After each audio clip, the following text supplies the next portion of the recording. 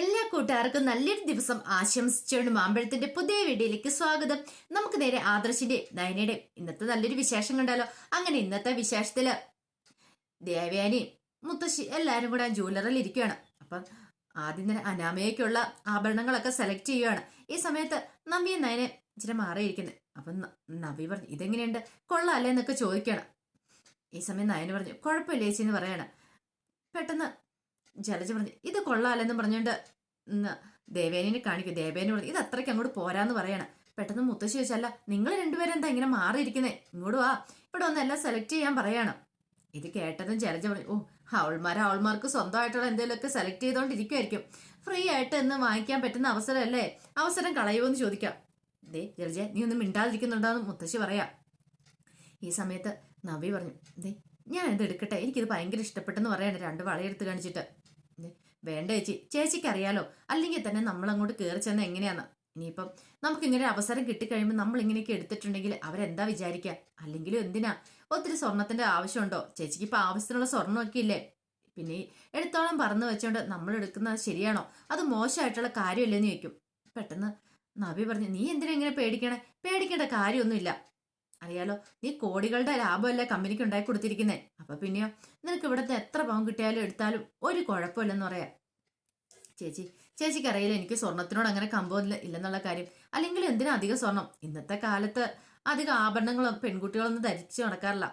സ്വർണത്തിനോട് ആർക്കും അധികം താല്പര്യം ഇല്ലെന്ന് പറയാം. പണ്ടായിരുന്നു ആഭരണങ്ങൾ ഒത്തിരി അണിഞ്ഞുകൊണ്ട് നടക്കുന്നത്, ഇപ്പോഴങ്ങനെയുള്ള ചിന്തയേ ഇല്ലെന്ന് പറയാം. ഇത് കേട്ട നവി പറയാം, അതൊക്കെ ശരിയാ, എന്നാലും മാറി മാറി ഇട്ടുകൊണ്ട് നടക്കാനായിട്ട് മാറി ഇട്ടോണ്ട് നടന്നിട്ട് വേണം പല കള്ളന്മാരും വലിച്ചു പൊടിച്ചോണ്ട് പോവാനായിട്ട് എന്ന് പറയാണ്. ഈ സമയം ചലച്ചു രണ്ടുപേരും കൂടെ ഭയങ്കര ഗൂഢാലോചനയാണല്ലോ എന്ന് ദേവയാനിയോട് പറയാം. ദേവയാനി പറഞ്ഞു, എന്തൊക്കെ ഗൂഢാലോചന നടത്തിയിട്ട് ഒരു കാര്യമൊന്നും ഇല്ലാന്ന് പറയാം. അവളുമാരെടുക്കട്ടെ, എടുത്തു കഴിഞ്ഞിട്ട് മേടിക്കണോ വേണ്ട നമ്മളല്ല തീരുമാനിക്കുന്നതെന്ന് പറയാം. അപ്പോഴാണ് ജ്യൂസുമായിട്ട് അവിടുത്തെ സ്റ്റാഫ് അങ്ങോട്ട് വന്നേ. മുത്തശ്ശിക്ക് എല്ലാവരും കൊടുത്തിട്ട് പറഞ്ഞു, അല്ല ഇനി എന്തേലും വേണോന്ന് ചോദിക്കാം. ഇത് കേട്ടത് മുത്തശ്ശി പറഞ്ഞു, വേണ്ട ഇത് മാത്രം മതി, ഇനി ഞാക്കേ അതേം കഴിച്ചിട്ടൊന്നും ഇവിടുന്ന് പോകാൻ പറ്റില്ല, അവിടെ ചെന്ന് കഴിയുമ്പോൾ നല്ല ഫുഡ് ആക്കുന്നുണ്ടെന്ന് പറയണം. അതെന്താ അങ്ങനെ പറഞ്ഞേ? അല്ല, ഞങ്ങൾ സ്ത്രീകളെല്ലാം ഇങ്ങനെ ഷോപ്പിങ്ങിന് ഇറങ്ങി കഴിഞ്ഞപ്പോൾ നന്ദപുരിയിലെ പുരുഷന്മാരാണ് അടുക്കളയിൽ പാചകം ചെയ്യുന്നത്. അപ്പൊ അവരുടെ പാചകം, അപ്പൊ ഞങ്ങൾക്കത് കഴിക്കണ്ടേ? ആദ്യമായിട്ട് അടുക്കളയിൽ കയറി അവർ പാചകം ചെയ്യുന്നതല്ലേന്ന് ചോദിക്കും. ആഹാ, അത് കൊള്ളാലോ, അപ്പൊ ഇന്ന് അനന്തമൂർത്തി സാറും ആദർ സാറൊക്കെ ആണോ ഒന്ന് അടുക്കള കുക്കിംഗ് ചെയ്യുന്നതെന്ന് ചോദിക്കണം. ഇത് കേട്ടപ്പോ ദേവേന് പറഞ്ഞു, അതെ, ആദർ സാറും എടുക്കണേട്ടോ, സാർ എന്താണെങ്കിലും ഉറപ്പായിട്ടും നല്ല അടിപൊളിയായിട്ട് ഫുഡ് ഉണ്ടാക്കും, കാരണം എല്ലാ കാര്യത്തിലും കഴിവ് തെളിയിച്ച ആളില്ലെന്ന് പറയാണ്. ഇത് കേട്ടോ ദേവേനെ ഒരടി അങ്ങോട്ട് പൊങ്ങി നിന്നു. ജലജ പറഞ്ഞു, കണ്ടറിയാം അവിടെ ചെന്ന് കഴിയുമ്പോൾ എന്തൊക്കെ ആയി തീരുമെന്നുള്ളത്. പിന്നീട് ആ സ്റ്റാഫ് അങ്ങോട്ട് പോവാണ്. ഈ സമയം മുത്തശ്ശി പറഞ്ഞു, അല്ല മോളെ, നിങ്ങൾക്കൊന്നും വേണ്ട, നിങ്ങളൊന്നും സെലക്ട് ചെയ്യുന്നില്ലോ എന്ന് ചോദിക്കുക. ഈ സമയം നയന പറഞ്ഞു, വേണ്ട, ഞങ്ങൾക്കൊന്നും വേണ്ടാന്ന് പറയാണ്. ജലജ പറഞ്ഞു, കണ്ടില്ലേ പറയുന്നത് വേണ്ടാന്ന്. ഇത് കേട്ടപ്പോൾ മുത്തശ്ശി പറഞ്ഞു, ദേ ഒരു കാര്യം ഞാൻ പറഞ്ഞേക്കാം, വെറുതെ നീ അതിന്റെ ഇടയ്ക്കിട്ട് കോലിട്ട് കിള്ളാൻ പോകണ്ട കേട്ടോ എന്ന് പറയാം. ഇതങ്ങോട്ട് ജലജയ്ക്ക് അങ്ങോട്ട് ഇഷ്ടപ്പെട്ടില്ല. ജലജ ഇങ്ങനെ അങ്ങോട്ട് മുഖം വീർപ്പിച്ചിരിക്കുക. പിന്നീട് ദേവേനെ പറഞ്ഞു, അവൾമാരുടെ ഇരിപ്പ് കണ്ടോ, ഈ കടയിലുള്ള സ്വർണം മുഴുവൻ ഇപ്പൊ കൊണ്ടാൻ പാത്തിന് ഇരിക്കുന്നേ എന്ന് പറയാം. ജാനി പറഞ്ഞു, വെറുതെ എന്തിനാ ഏട്ടത്തി ഇങ്ങനെ കുറ്റമൊക്കെ പറയണേ? സ്വർണത്തിനുള്ളതൊന്നും അധികം കമ്പമൊന്നുമില്ല നയനമോൾക്ക്. പിന്നെ നവ്യക്കാണെങ്കിൽ പിന്നെ കുഴപ്പമില്ല, പക്ഷെ പണ്ടത്തെ സ്വഭാവം അല്ലല്ലോ നവ്യയുടെ ഇപ്പം. അതുകൊണ്ട് ആ കാര്യത്തിൽ ഒരു ടെൻഷൻ വേണ്ടാന്ന് പറയാം. പണ്ടത്തെ സ്വഭാവമാണെങ്കിൽ നവ്യ ഇങ്ങനെയൊന്നും ആയിരുന്നില്ല. ആ നവ്യ നയനയോട് പറയുകയും ചെയ്തു, എൻ്റെ പണ്ടത്തെ സ്വഭാവം വെച്ചാണെങ്കിൽ ഒരു 10-25 പവനെങ്കിലും ഞാൻ ഇന്ന് എടുത്തോണ്ട് പോകും. പക്ഷെ ഇപ്പം ഞാൻ അങ്ങനെയല്ല, എനിക്ക് മാറ്റം വന്നുകൊണ്ട് ഞാൻ പിന്നെ നീ പറയുന്ന കൂടെ അനുസരിക്കുന്നു. അതല്ലേ ശരി തന്നെയാ. നവ്യക്ക് കുറെ മാറ്റങ്ങളൊക്കെ വന്നുകൊണ്ട് നവ്യ ഇപ്പം അടങ്ങി ഒതുങ്ങി അവിടെ ജ്വല്ലറി ഇരിക്കുന്നത്. അല്ലെങ്കിൽ അവിടെ കണ്ട സാധനങ്ങളൊക്കെ തനിക്ക് ഇഷ്ടപ്പെട്ടതെല്ലാം നവ്യ എടുത്തേനും. പിന്നീട് ജലജ പറഞ്ഞല്ല, നമ്മള് അനാമയ്ക്ക് വേണ്ടി സ്വർണ്ണമൊക്കെ സെലക്ട് ചെയ്ത് വെക്കുന്നുണ്ട്, അപ്പൊ ഇതിന്റെ ഫോട്ടോസൊക്കെ അയച്ചു കൊടുക്കണ്ടെന്ന് ചോദിക്കും. അപ്പൊ ദേവേനെ പറഞ്ഞു, ഫോട്ടോസൊക്കെ ഇപ്പൊ തന്നെ ഇട്ട് കൊടുത്തേക്കാം. അല്ലമ്മ, ഞാൻ ഒരു കാര്യം ചോദിച്ചോട്ടെ, ഇതിന്റെ പൈസയൊക്കെ അവര് തരൂലോ അല്ലേ അനാമികയുടെ വീട്ടുകാരൻ? അതെന്താ ജലജ നിനക്ക് അങ്ങനെ? അല്ല, പറയാൻ പറ്റില്ല, ഇനി വല്ല പറ്റിപ്പിക്കോ എന്തെങ്കിലും ചെയ്യുവോ? ഇനിയിപ്പോ സ്വർണ്ണം എടുത്ത് വെച്ചിട്ട് അവര് പൈസ എങ്ങനെ തരാതിരിക്കോ? അത്തരക്കാരൊന്നും അല്ല. അങ്ങനെയാണെങ്കിൽ നിന്റെ അച്ഛൻ അവരെ ഈ ബന്ധത്തിലേക്ക് നയിക്കത്തില്ലോ, കാരണം നിന്റെ അച്ഛൻ അവരെ നന്നായിട്ട് ബോധ്യപ്പെട്ടിട്ടുണ്ട്, അവര് നല്ലവരാന്ന് മനസ്സിലായിട്ടുണ്ടെന്ന് പറയാം. ഇത് കേട്ടതും ജലജ പറഞ്ഞു, ഇങ്ങനെയൊക്കെ പറയും, ചിലരൊക്കെ ഇങ്ങോട്ട് കയറി വന്ന എങ്ങനെയാന്ന് അറിയാലോ, മുഖം മറിച്ചു അല്ലാതെയൊക്കെ കയറി വന്നേ, അനുഭവം ഉള്ളതുകൊണ്ടാ പറയണേ. ഇനി മൂന്നാമതൊരാളും കൂടെ വരുന്ന ആ രീതിയിലായിരിക്കില്ലെന്ന് പറയണം. ജാനകി പറഞ്ഞു, ഒന്ന് മിണ്ടാതിരിക്കേണ്ട ഏട്ടത്തി എന്ന് പറയാം. ഈ സമയം അനന്തപുരിയില് ആദർശം ജയനും എല്ലാം സംസാരിച്ചോണ്ടിരിക്കുക. ആദർശ് പറഞ്ഞാൽ 101 തേങ്ങ നേർച്ച ചേർന്നിരിക്കുന്നത് എന്റെ ഭഗവാനെ, അതുകൊണ്ട് ആ പിള്ള സാറിനെ ഇങ്ങോട്ട് ദൈവം തന്നെ ഇങ്ങോട്ട് എത്തിച്ചെന്ന് പറയാം. പെട്ടെന്ന് അജയൻ പറഞ്ഞു, അല്ല പിള്ള സാറ് വന്ന് ശരി തന്നെ, പക്ഷെ അദ്ദേഹം ഫുഡ് ഉണ്ടാക്കാന്ന് പറഞ്ഞിട്ടില്ലോ, പിന്നെ എന്താടാ ചെയ്യുന്നതെന്ന് ചോദിക്കാം. അത് ശരിയാന്ന് അനി പറയാ. അദ്ദേഹം വന്നു, ഇവിടെ കല്യാണത്തിന് മുമ്പ് ഒന്ന് വന്നുള്ളൂ, കല്യാണത്തിന് സമയത്ത് വരാൻ പറ്റാത്തോണ്ട് എന്നും പറഞ്ഞോണ്ട് അദ്ദേഹം ഫുഡിന്റെ കാര്യമൊന്നും പറഞ്ഞിട്ടില്ല. അല്ല അദ്ദേഹത്തോട് നമ്മൾ സംസാരിച്ചിട്ടില്ലോ എന്ന് പറയാം. ഈ സമയം അനി പറഞ്ഞു, ഇനിയിപ്പം മുത്തശ്ശനെങ്ങാനും പറയാം. ആ നല്ല കഥയെ മുത്തശ്ശൻ എപ്പ പറഞ്ഞെന്ന് ചോദിച്ചാൽ മതി. എടാ അങ്ങനെ നിനക്ക് വല്ല ബോധം ഉണ്ടെങ്കിൽ അതങ്ങോട്ട് മനസ്സിൽ നിന്ന് അങ്ങ് മായച്ചു കളഞ്ഞാക്കും പറയണം. ഒരു കാരണവശാലും അച്ഛൻ പറയില്ലെന്ന് എനിക്ക് നല്ല ഉറപ്പുണ്ടെന്ന് ജയൻ പറയാം. ഇനിയിപ്പോ എന്ത് ചെയ്യും, ഒരു കാര്യം ചെയ്യാം, നമുക്കൊന്ന് ചെന്ന് പറഞ്ഞു നോക്കിയാലോ, പിള്ളസാറിനോട് പറഞ്ഞു നോക്കിയാലോ, ഇന്നത്തെ ആഹാരം ഒന്നും ഉണ്ടാക്കാനൊന്ന് ഹെൽപ്പ് ചെയ്യാവുന്ന എങ്ങനെയുണ്ട്. ശരി അങ്ങനെ എന്ന് പറഞ്ഞുകൊണ്ട് അങ്ങനെ അവരെല്ലാരും കൂടെ അങ്ങ് ചെല്ലുവാണ്. ഈ സമയം മൂർത്തി സാറും പിള്ളേരും കൂടെ സംസാരിച്ചുകൊണ്ടിരിക്കുമായിരുന്നു. അപ്പൊ അവരെല്ലാരും കൂടെ വന്ന് ഇന്നപ്പോ പിള്ളേ ചോദിച്ചു, എന്താ എല്ലാവർക്കും എന്തോ കാര്യമായിട്ട് എന്നോട് പറയാനുണ്ടെന്ന് തോന്നില്ലോ എന്ന് പറയണം. പെട്ടെന്ന് ആർക്കും എന്ത് പറയണമെന്നില്ല. ഒന്നുമില്ല എന്ന് പറയണം. മുത്തശ്ശൻ പറഞ്ഞു, ഇവരെ അടുക്കള പാചകത്തിലായിരുന്നു, അതിന്റെ ഇടയ്ക്കൊന്ന് ഓടി വന്നായിരിക്കും എന്ന് പറയാം. ഇത് കേട്ടോ പിള്ളസാർ പറഞ്ഞു, അതെ നമ്മൾ അടുക്കള പാചകം ചെയ്യണം, നമ്മൾ ആണുങ്ങൾ ഇങ്ങനെ മാറിയിരിക്കരുത്. ആ ഒരു വെല്ലുവിളിച്ചുകൊണ്ട് നമ്മൾ ആ വെല്ലുവിളി ഏറ്റെടുക്കണം. നമുക്ക് പാചകം അറിയുന്ന അവരെ കാണിച്ചു കൊടുക്കണ്ടേ. ചിലർക്കൊക്കെ ഒരു ഭാവമുണ്ട്, ആണുങ്ങൾ അടുക്കള കയറി പാചകം ചെയ്യത്തില്ല, ആണുങ്ങൾക്കൊന്നും അറിയത്തില്ല എന്ന്. അല്ലെങ്കിൽ പെണ്ണുങ്ങളുടെ മാത്രം കുത്തക ആ അടുക്കളപ്പണി പാചകം എന്നൊക്കെ ഒന്ന് ഓർത്ത് നോക്കിയേ. ഇപ്പൊ ഏത് റെസ്റ്റോറൻറ്റ് കയറിയാലും അവിടെ എല്ലാം ഫുഡ് ഉണ്ടാക്കുന്ന ആണുങ്ങളായിരിക്കും. അതുകൊണ്ടാ പറഞ്ഞത് നമ്മൾ ആണുങ്ങൾ ഒരിടത്തും പിന്മാറി കൊടുക്കരുത്, ആഹാരമൊക്കെ നന്നായിട്ട് ഉണ്ടാക്കണമെന്ന് പറഞ്ഞേ. ഇതേട്ടൻ മൂർത്തി മുത്തശ്ശൻ പറഞ്ഞു, അതെ അത് ശരിയായിട്ടുള്ള കാര്യമാണ്. ഈ സമയത്താണ് ജയന്റെ ഫോൺ വിളിച്ച് നോക്കിയപ്പോ ദേവേനെ വിളിച്ചിട്ട് ചോദിച്ചു, എന്തായി അവിടുത്തെ കാര്യങ്ങളൊക്കെ, ഞങ്ങളൊരു കുറച്ച് സമയത്തിനുള്ളിൽ ഇവിടെ നിന്ന് ഇറങ്ങുമെന്ന് പറയണം. ശരി ശരി, ഇവിടെ കാര്യങ്ങളൊക്കെ നടന്നുകൊണ്ടിരിക്കുക, എല്ലാം സെറ്റ് ആയിക്കൊണ്ടിരിക്കുകയെന്ന് പറയാം. എന്നാ ശരി, ഞങ്ങൾ കുറച്ച് കഴിയുമ്പോഴത്തേനും അങ്ങോട്ട് എത്തുമെന്ന് പറയണം. മുത്തശ്ശൻ ചോദിച്ചാൽ ആരുടെ വിളിച്ചേ? ദേവേനെ വിളിച്ചെന്ന് പറയണം. ആഹാരമൊക്കെ ആയോന്നറിയാൻ വേണ്ടി വിളിച്ചാ, അവർ കുറച്ച് കഴിയുമ്പോഴത്തേനും കൂടെ എത്തുമെന്ന്. തീമേ ഇപ്പൊ തന്നെ 12 ആയല്ലോ എന്ന് പറയണം. ഇത് കേട്ടതും ഷെഫി എന്താ 12 മണിക്ക് എന്താ കുഴപ്പം? അല്ല ഇത്ര സമയമായല്ലോ, ഇനി കുറച്ച് സമയം കൂടെ അല്ലേ ഉള്ളൂ, അതുകൊണ്ടാന്ന് പറയണം. ഓ അങ്ങനെ, ഞാൻ കരുതി എനിക്കിനിയിപ്പോ വല്ല ഫുഡ് തരുന്ന കാര്യത്തിലാണോന്ന്. ഇത് കേട്ടതും ജയൻ മനസ്സ് എന്നാ തീർന്നു, ഇനിയിപ്പം ഞങ്ങൾ ഇനി ഫുഡ് ഉണ്ടാക്കി കൊടുത്തിട്ടെങ്ങാനും ഷെഫ് എങ്ങാനും കഴിച്ച അതോടുകൂടി ഷെഫിന്റെ ഇന്നത്തെ ദിവസം പോയി. ഷെഫിന് ഒരിടത്ത് പോകാനും കൂടെ പറ്റത്തില്ല, അത് മുഖത്ത് നോക്കി പറയാൻ പറ്റത്തില്ല.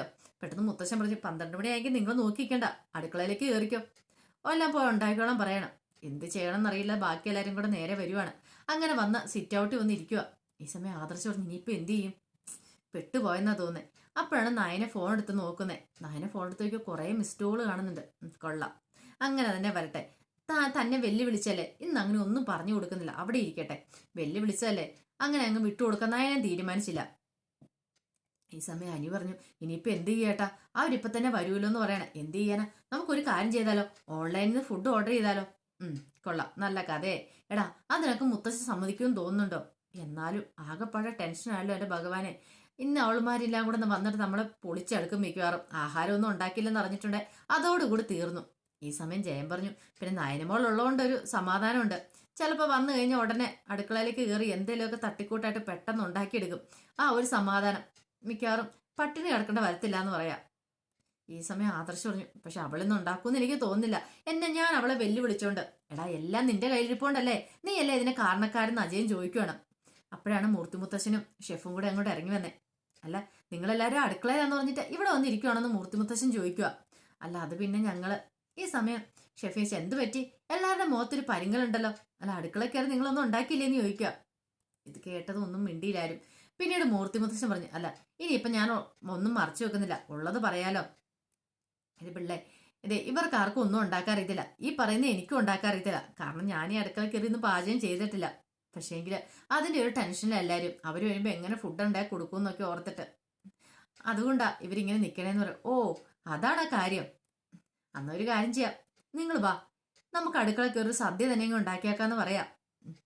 കല്യാണത്തിന് മുമ്പ് എനിക്കിവിടെ എന്താണല്ലോ ഒരു സദ്യ ഉണ്ടാക്കാൻ അവസരം കിട്ടുന്നല്ലേ, വരാൻ പറയണം. അങ്ങനെ അവരെയും കൂടെ കൂട്ടി അടുക്കളയിലേക്ക് അങ്ങോട്ട് പോവാണ്. പിന്നെ അടുക്കളയിലേക്ക് ചെന്നിട്ട് എല്ലാവരും കൂടെ അടിപൊളിയായിട്ട് ഫുഡ് ഉണ്ടാക്കുക.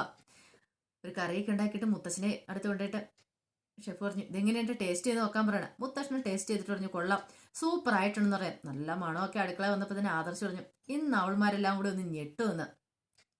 ഇന്ന് മിക്കവാറും ഇത്ര നല്ല രുചികരമായ കറികളൊന്നും അവർ കൂട്ടിയിട്ടുണ്ടായിരിക്കില്ലെന്ന് പറയണം. പിന്നീട് കാണിക്കുന്ന ജലജയൻ ദേവയാനിയും ജാനകിയും കൂടെ ജ്വല്ലറിയും കൂടെ ഇറങ്ങുവാണ്. ഈ സമയം ചരച്ചോടൻ അല്ല അമ്മ എന്തിയെ, അമ്മ അവൾമാരും വന്നിട്ടില്ലോ എന്ന് പറയാണ്. ഈ സമയം ജാനകി പറഞ്ഞു വന്നോളും നമുക്ക് നടക്കാന്ന് പറയണം. എനിക്ക് തോന്നുന്നു അമ്മേനെ മണി അടിച്ച് എന്തൊക്കെയാ വാങ്ങിച്ചെടുക്കാനുള്ള നിപ്പാന്നാ തോന്നുന്നേ. നവ്യയും നയനയും കൂടെ അല്ലേ മിക്കവാറും നമ്മൾ പുറത്തിറങ്ങി കഴിയുമ്പോൾ അവൾമാർക്ക് എന്തൊക്കെയോ വാങ്ങിക്കാനുണ്ടെന്ന് തോന്നുന്നെന്ന് പറയണം. ഇതേടപ്പം ജാനകി പറഞ്ഞു എനിക്ക് അങ്ങനെ തോന്നുന്നില്ലെന്ന് പറയണം. അപ്പോഴാണ് മുത്തശ്ശിയും നയനെ നവ്യയും കൂടെ അങ്ങോട്ട് വന്നേ. പെട്ടെന്ന് ദേവേനെ ചോദിച്ചു അല്ല അമ്മ ഇതെന്തെടുക്കുമായിരുന്നു, അമ്മ ഇത്ര സമയം എന്നെ താമസിച്ചെന്ന് ചോദിക്കാം. നവ്യമോൾക്ക് ഒരു കമ്മല് വേണമെന്ന് പറഞ്ഞ് അത് വാങ്ങിക്കാൻ നിന്നാന്ന് പറയണം. ഇത് കേട്ടതും ജലജ പറഞ്ഞു കമ്മല് മാത്രം വാങ്ങിച്ചോളോ അതോ മറ്റെന്തെങ്കിലും ഉണ്ടോ എന്ന് ചോദിക്കാം. നയന പറഞ്ഞു അങ്ങനെ എന്തെങ്കിലും വാങ്ങിക്കാനോ എടുക്കാനോ ആണെങ്കിലേ അത് വാങ്ങിക്കായിരുന്നു, പക്ഷെ അതിന്റെ ഒന്നും ആവശ്യം ഞങ്ങൾക്കില്ല എന്ന് പറയണം. ശൈലജ പറഞ്ഞു ആര് കണ്ടു ആവശ്യമില്ലാന്ന്, ഓരോരുത്തർക്ക് ഇങ്ങനെയാ, ആദ്യമൊക്കെ ഇങ്ങനെ പതുങ്ങി പതുങ്ങിയിരിക്കും, പിന്നെയല്ലേ പുലിയെപ്പോലെ എടുത്തി ആടുന്നെന്ന് പറയാം. നയനയ്ക്ക് മനസ്സിലായ തനിക്കിട്ടുള്ള കൊട്ടാന്നുള്ള. ഈ സമയം മുത്തശ്ശി പറഞ്ഞു ഒന്നും മിണ്ടാതെ നാവടക്കി വരുന്നുണ്ടോ ജലജെ, ഒരു കാര്യം നീ മനസ്സിലാക്കണം. നീ എങ്ങനെ ഇങ്ങോട്ട് വന്നേന്നുള്ള കാര്യം എപ്പോഴും നീ മറ്റുള്ളവരെ കുറ്റം പറയുന്നുണ്ടല്ലോ, ഇനി ഇതെന്റെ ചെവിക്കൊക്കെ കേട്ടേക്കരുത്. ഈ സമയം ജലജ മനസ്സിൽ പറഞ്ഞു ഇത്രയും കാലം അച്ഛനായിരുന്നു ഈ കാര്യം പറഞ്ഞുകൊണ്ടിരുന്നേ, ഇപ്പൊ ആണ്ടെ അമ്മ ഇങ്ങനെ തന്നെ പറയാൻ തുടങ്ങി. താൻ എന്തോ ഔദാര്യത്തിൽ ജീവിക്കുന്ന പോലെ ഇവരുടെയൊക്കെ സംസാരം ഒട്ടും അങ്ങോട്ട് ഇഷ്ടപ്പെട്ടില്ല. പിന്നീട് അവര് അനന്തപുരിയിലേക്ക് വരുവാണ്. ഈ സമയത്ത് അടുക്കള കറികളും കാര്യങ്ങളും എല്ലാം റെഡി ആയിട്ടുണ്ടായിരുന്നു. അങ്ങനെ മുറ്റത്ത് വന്നപ്പോൾ തന്നെ നല്ല സ്മെല്ല് വന്നു. ഈ സ്മെല്ല് വന്നപ്പോൾ മുത്തശ്ശി കൊള്ളാതെ നല്ല കറിയുടെയൊക്കെ സ്മെല്ല് വരുന്നുണ്ടല്ലോ എന്ന് പറയാം. ഈ സമയം നയന പറഞ്ഞു നമ്മളില്ലാത്ത സമയം ഇവര് നന്നായിട്ട് ഫുഡൊക്കെ ഉണ്ടാക്കിയിട്ടുണ്ടെന്ന് തോന്നിയെന്ന് പറയാം. ദേവേനെ പറഞ്ഞു കറിയുടെ സ്മെല്ല് മാത്രം കാണത്തുള്ളായിരിക്കും. ജലജ പറഞ്ഞു ശരിയാ, ചിലപ്പോൾ മസാല എണ്ണയൊക്കെ ഇച്ചിരി കൂടുതൽ എടുത്ത് കാണിരിക്കും, അതായിരിക്കും ഇത്ര സ്മെല്ല് വരുന്നതെന്ന് പറയാം. പെട്ടെന്ന് നബി പറഞ്ഞു അല്ല കറിയൊക്കെ അടിപൊളിയാണെങ്കിൽ ഇനിയിപ്പം അടുത്ത ദിവസം മുതൽ നമുക്ക് അനന്തപുരിയിലെ ആണുങ്ങളെ അടുക്കള കയറ്റല്ലേന്ന് ചോദിക്കുവാണ്. ഇതങ്ങോട്ട് ദേവേനിക്ക് ഇഷ്ടപ്പെട്ടില്ല. ദേവേന ഓഹോ അപ്പൊ നീ എന്താ കെട്ടിലമ്മ യമഞ്ഞ അകത്ത് കയറി ഇരിക്കാനാണോ നിന്റെ ഭാവം, അടുക്കളയിലേക്ക് അനന്തപുരിയിലെ ആണുങ്ങളെ കയറ്റിയിട്ട് നിനക്ക് ഇവിടെ പിന്നെ എന്താ ജോലിന്ന് ചോദിക്കാം. ഇത് കേട്ട നബിക്ക് അങ്ങോട്ട് ഇഷ്ടപ്പെട്ടില്ല. നബി പറഞ്ഞു അല്ല എന്തിനാ എന്നോട് ദേഷ്യപ്പെടുന്ന വല്യമ്മയെന്ന് ചോദിക്കണം. അതെ ദേഷ്യപ്പെട്ടുള്ള ഉള്ള കാര്യം പറഞ്ഞ. പെട്ടെന്ന് മുത്തശ്ശി പറഞ്ഞു അവളൊരു തമാശ പറഞ്ഞല്ലേ ദേവേനി, തമാശ ആളും കൊള്ളാം അല്ലെങ്കിലും കൊള്ളാം. ഇനിയേ അനിയുടെ പെണ്ണ് വരാൻ പോകുമ്പോട്ട് അനാമിക വന്നു കഴിയുമ്പോൾ അവൾക്ക് കാര്യങ്ങളൊക്കെ നോക്കി നടത്തേണ്ടേ, അവൾക്ക് ഫുഡൊക്കെ ഉണ്ടാക്കി കൊടുക്കേണ്ട നിങ്ങൾ രണ്ടുപേരും തന്നെയാ, നീയും നയനയും കൂടെ ചെയ്യണമെന്ന് പറയാം. ഇത് കേട്ട നബി പറഞ്ഞു എന്നെ അതിനൊന്നും കിട്ടത്തില്ലെന്ന് പറയാം. അതെന്താടി ഞാൻ അങ്ങനെ പറഞ്ഞേ, അതെ ഞാൻ ഇങ്ങോട്ട് വന്നേ ഇവിടെ എല്ലാവർക്കും ഫുഡ് വെച്ച് വിളമ്പാനൊന്നും അല്ല വന്നേ, പറഞ്ഞ കേട്ടല്ലോ. പിന്നെ എന്നോട് കൽപ്പിക്കൊന്നും വേണ്ട, അതൊക്കെ നയനയോട് പറഞ്ഞാൽ മതി, അവള് പറഞ്ഞാൽ അവൾ അനുസരിക്കും. പക്ഷെ എന്നോട് എന്താ ഇങ്ങനെയുള്ള വാക്കുകളൊക്കെ പറഞ്ഞിട്ടുണ്ടെങ്കിലേ ഞാൻ തിരിച്ചു നല്ല ചുട്ട മറുപടി തന്നെ തരും. ഇത് കേട്ടോണ്ടൊന്നും ഇരിക്കാൻ എന്നെ കൊണ്ട് പറ്റത്തില്ലെന്ന് പറയണം. നയനയല്ല നവ്യ എന്ന് പറയണം. മുഖത്തടി ഏറ്റവുമല്ലേ ഇപ്പൊ ദേവേനിക്ക് എന്തേലും പറയാൻ പറ്റുമോ, തല താഴ്ത്തി സമതല തെറ്റിയപോലെ ദേവേനി നിൽക്കുകയാണ്. അപ്പൊ അതിന്റെ വിശേഷങ്ങളൊക്കെയാണ് കണ്ടത്. ഇതിന്റെ ബാക്കി വിശേഷങ്ങളുമായിട്ട് വൈകുന്നേരത്തെ പ്രമോയി വരാട്ടോ. ഒരിക്കൽ കൂടി എല്ലാവർക്കും നല്ലൊരു ദിവസം ആശംസിച്ചു നിർത്തുന്നു. നന്ദി.